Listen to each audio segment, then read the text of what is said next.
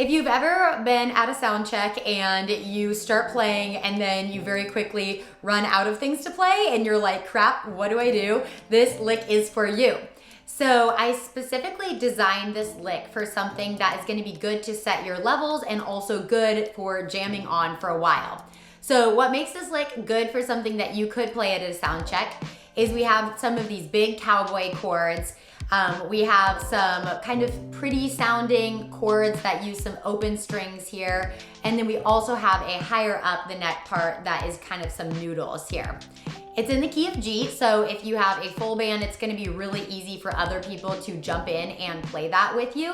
And it also is going to use both your neck and bridge pickup, so that way you can really kind of have these two different sounds and focus on setting your levels from a big dynamic to a very quiet dynamic.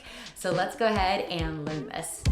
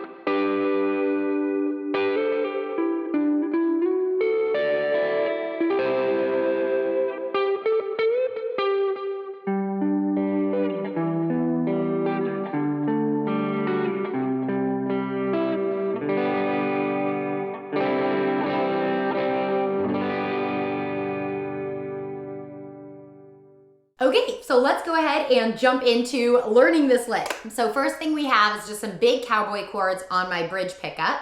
This is gonna be kind of our louder, more like rock and roll sound and cut through, and also gonna be a really big dynamic. When they say, play the biggest that you're going to play, this can be it.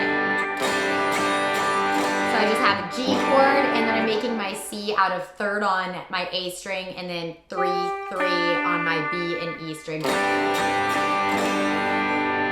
Okay, moving up now, I'm gonna be playing on my neck pickup now to get a couple of different sounds here. So here's my G chord, that is like my G bar chord. And I'm going to be replacing my first finger to make this chord and doing some noodles around this G chord.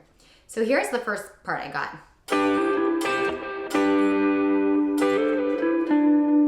Okay, so leaving my fingers on the 12th fret of my D, G, and B.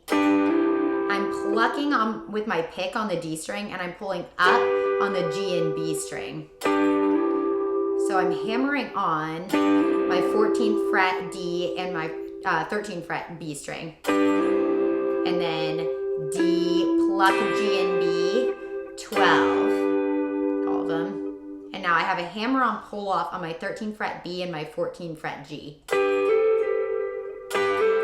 And then 14, 12 on my D string, so. All right, now I'm gonna be sliding into this D triad here, which is a triad's just like 3 notes together, like a baby chord. So I have 16, 14, 15, and then open E, just a kind of pretty sound. So.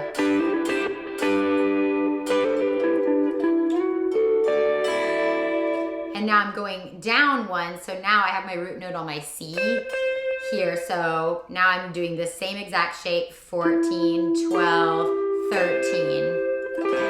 And I'm also doing that open E. So that's part one. Then I'm gonna do that next part again.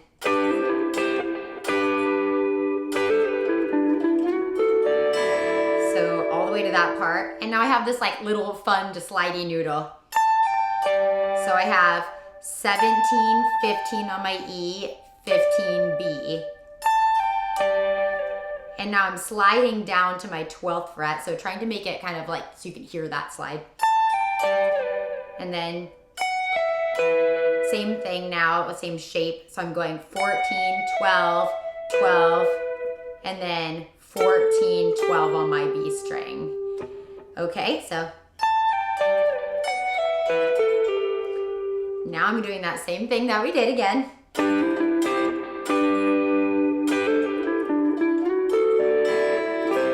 Now I'm just adding a simple bend. Okay, so now I'm gonna be going around these pretty open chord shapes, and the root note for these is gonna be on the A string. I won't go super deep into the theory of this, but basically just going around a G. This is like an open G chord. So it's gonna be 10 on A string, 12, D string, open G, 12 on my B. And those are the only strings I'm gonna be really playing. So it's like a G chord. Now I'm moving down here to an E minor. So now I have 7, 9, open, and 8. Now I have around a D chord, 5, 7, open, 9, or sorry, 7. This is like my major shape here. Next one is around a C. So now I'm doing 3, 5, open, 5. And then I'm ending with a G chord and a C with a hammer on. So C, and I'm just hammering on the 2nd fret of the D string. And then ending with that G.